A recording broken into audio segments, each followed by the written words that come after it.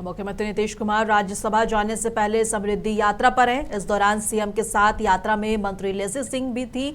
मंच से भाषण देते हुए वो रोने लगी। उन्होंने कहा कि जब उनके परिवार पर मुश्किलें आई तब मुख्यमंत्री नीतीश कुमार ढाल बनकर साथ खड़े रहे और कृष्ण की तरह उन्होंने हमें हर परेशानी से बाहर निकाला। सभी लोगों से आग्रह है, एक बार माननीय मुख्यमंत्री जी का खड़े होके ताली बजा के जोरदार स्वागत करें।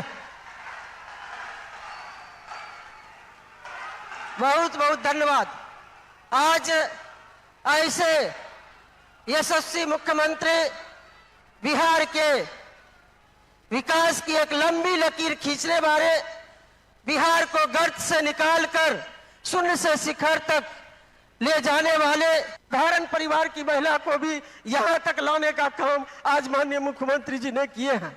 हम जिस तरह से मेरे परिवार पर, मेरे ऊपर आपत्ति विपत्ति आई, माननीय मुख्यमंत्री जी कृष्ण के रूप में हमारे परिवार हमारे लिए ढाल बन के रहे हैं। मैं ज्यादा कुछ न कहते हुए माननीय मुख्यमंत्री जी का आभार और अभिनंदन करती हूँ। धन्यवाद।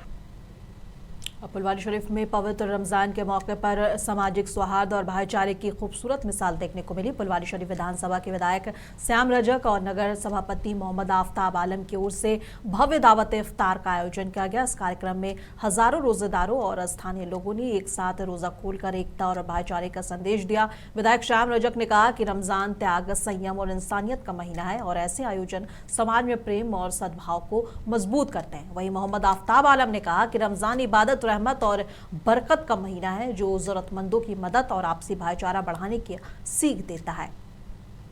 पहले तो दावते इफ्तार फुलवारी शरीफ के इस पवित्र धरती पर माननीय विधायक, माननीय पूर्व मंत्री भाई श्याम जी और हमारे आफ्ताब भाई जो चेयरमैन साहब हैं, इनके तरफ से हुआ।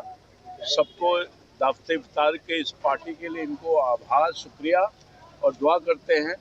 रमजान के इस पवित्र मौके पर जितने भी लोग हैं फुलवारी शरीफ से लेकर पूरे बिहार में, सब अमन और शांति के साथ गुजारें, भाईचारा बना के रखें और सबको अल्लाह बरकत दे, दुआ है। अशरा रमजान का खत्म हो गया, गुजर चुका, एक अशरा चल रहा है। तो आज के दिन हमने और श्याम रजक जी ने ज्वाइंट रूप से फुलवारी शरीफ के रोजादारों के लिए एक दावत इफ्तार का आयोजन किया था यहाँ अलमहद के ग्राउंड में, और बड़ी तादाद में रोजेदार यहाँ इफ्तार में शामिल हुए। हमारे कुछ सीनियर लोग भी यहाँ शामिल हुए। इमारत शरिया के पूर्व नाज़िम अनीसुर रहमान साहब भी इसमें शामिल थे, मौलाना शिबली भी शामिल थे, गुलाम रसूल बलियाबी साहब भी इसमें शामिल हुए। फुलवारी शरीफ विधानसभा के विधायक श्याम रजक और नगर सभापति मोहम्मद आफ्ताब आलम की ओर से भव्य दावत इफ्तार का आयोजन किया गया। कार्यक्रम में पहुंचे रामकृपाल यादव ने जब नीतीश कुमार के बेटे निशांत कुमार को सीएम बनाने पर सवाल पूछा गया तो उन्होंने निशांत को बिहार की राजनीति का भविष्य बताया। निशांत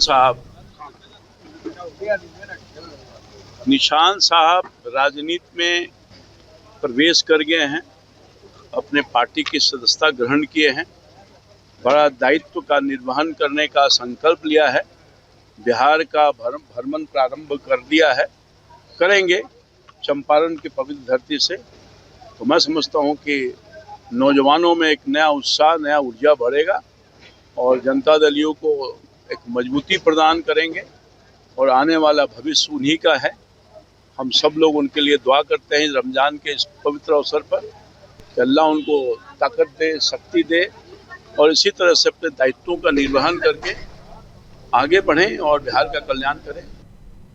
पाटलिपुत्र खेल परिसर के इंडोर स्टेडियम में द्वितीय बिहार महिला कबड्डी लीग का भव्य आगाज हुआ। प्रतियोगिता का उद्घाटन बिहार के उप मुख्यमंत्री सम्राट चौधरी ने ट्रॉफी का अनावरण कर किया। इस मौके पर खेल मंत्री श्रेयसी सिंह समेत कई गणमान्य लोग मौजूद रहे और बताते चले कि उप मुख्यमंत्री ने कहा कि सरकार बिहार में खेल और खिलाड़ियों के विकास के लिए लगातार काम कर रही है और कबड्डी बिहार की मिट्टी से जुड़ा खेल है। लीग के पहले दिन कई रोमांचक मुकाबले खेले गए जिनमें सारण स्ट्राइकर्स, नालंदा निंजास और और सिवान टाइटंस की जीत दर्ज की और इस लीग के जरिए बिहार की महिला खिलाड़ियों को अपनी प्रतिभा दिखाने का बड़ा मंच मिल रहा है और दर्शकों में भी काफी उत्साह देखने को मिल रहा है। खेल है जो घर घर में खेला जाता है, हम सब लोगों ने अपने बचपन में खेला है और हम लोग तो चाहते हैं कि कबड्डी का जो तवज्जो है उसको और बढ़ाया जाए और अंतर्राष्ट्रीय खेलों को यानी कि main Olympic events, Commonwealth games, Asian games, ऐसे गेम्स में भी इनको मान्यता प्राप्त हो और इनको खेला जाए। लेकिन क्योंकि हम लोग बिहार से आते हैं, भारत से आते हैं, कबड्डी हम लोगों के लिए एक प्रिय खेल है, घर घर का खेल है और आज ये second women's kabaddi league Bihar में आयोजित किया गया है जिसमें बिहार के ही बच्चों को 6 टीम में डिस्ट्रीब्यूट करके सबको अलग अलग नाम देकर एक लीग के रूप से हो रहा है। तो निश्चित रूप से खेल को बढ़ावा देने के लिए नए नए तरीके होते हैं जिसमें से एक तरीका एक लीग्स का भी है। अब ये जो जिस तरह के लीग्स हैं ये हर इवेंट में, हर स्पोर्ट्स में आगे निकल कर आ रहे हैं और कंपटीशन खेलने से ही एक खिलाड़ी बेहतर हो सकता है। तो जब तक अंदरूनी कंपटीशन नहीं होगा तब तक जो हमारे प्रतिभाशाली बच्चे हैं वो बिहार भारत के लिए निखर के अपने ट्रेनिंग को निखर के कैसे लेकर आएंगे, वो कैसे आगे अच्छा प्रदर्शन करेंगे, तो ये प्रतियोगिता भी उसका एक हिस्सा है। राज्यसभा की एक सीट को लेकर बिहार में लगातार गहमागहमी लगी है। हाल ही में तेजस्वी यादव ने विधायक दल की बैठक की जिसमें तमाम गठबंधन के नेता मौजूद रहे, जिसके बाद गठबंधन के नेताओं ने मीटिंग से बाहर आने के बाद दावा किया कि AIMIM उनका समर्थन करने को तैयार है।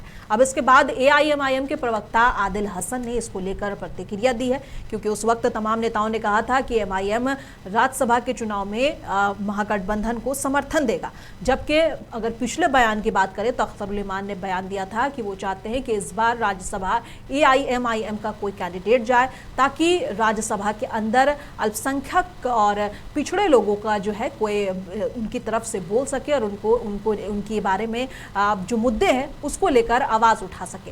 अब इस पर आदिल हसन जो है प्रवक्ता, उनका भी बयान सामने आया है। दोस्तों, बुजुर्गों, अजीजों, अभी तेजस्वी यादव जी जो लीडर पोजीशन है उनसे हमारे मजलिस इत्तेहादुल मुस्लिमीन के रियासती सदर जनाब अख्तर उल इमान साहब, फ्लोर लीडर्स और इंजीनियर आफ्ताब साहब और हमारी मुलाकात हुई। तेजस्वी जी ने दावत दिया था हमें आने के लिए राज्यसभा चुनाव को लेकर, तो तेजस्वी जी ने अपनी बात रखी तो हमने भी उनको अपनी बात रखी क्योंकि हमारा जो फैसला होगा वो बैरिस्टर असदुद्दीन ओवैसी साहब करेंगे और MIM के 5 MLA के साथ मिलकर बैठकर मशवरा करके करेंगे। जो तेजस्वी जी का जो संदेश था वो संदेश बैरिस्टर असदुद्दीन ओवैसी साहब को हम पहुंचा दे रहे हैं और बैरिस्टर असदुद्दीन ओवैसी साहब निर्णय लेंगे और हमारे MLA कल हम लोग सब MLA बैठेंगे और बिहार की रणनीति पर हम फैसला लेंगे। जो उन्होंने दावत दिया था, हम दावत पर क्या गया, हमने भी उनको दावत दिया 15 तारीख को कि आप हमारे यहाँ अख्तर उल इमान साहब के यहाँ, उन्होंने भी दावत कबूल किया, हमने दारुस्सलाम की दावत की, उन्होंने उस पर भी लब्बैक कहा। तो अब जो भी फैसला होगा वो बैरिस्टर असदुद्दीन ओवैसी साहब लेंगे, तेजस्वी जी लेंगे।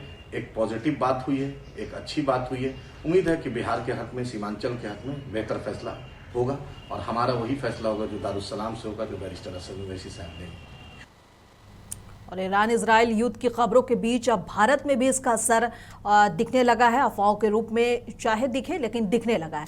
गैस और पेट्रोल की कीमत बढ़ने और गैस की कमी की चर्चा से लोग चिंतित हैं और इसी डर की वजह से कई जगह लोग सुबह सुबह खाली सिलेंडर लेकर गैस गोदामों पर पहुंच रहे हैं और लंबी कतारें लगी हैं। हालांकि अधिकारियों और गैस एजेंसी कर्मचारियों का साफ कहना है कि फिलहाल गैस की सप्लाई सामान्य है और रोजाना ट्रक के जरिए सिलेंडर की आपूर्ति हो रही है। सरकार ने जमाखोरी रोकने के लिए सिलेंडर बुकिंग के बीच का समय 21 दिन से बढ़ाकर 25 दिन कर दिया है, लेकिन आम लोगों में इसको लेकर काफी अफरा तफरी है। लोगों के बीच एक मैसेज जा रहा है कि जो सिलेंडर का दाम है वो काफी ज्यादा बढ़ने वाला है और इसी का फायदा उठाकर जो बीच के लोग हैं, बिचौलिया है, वो कालाबाजारी कर रहे हैं।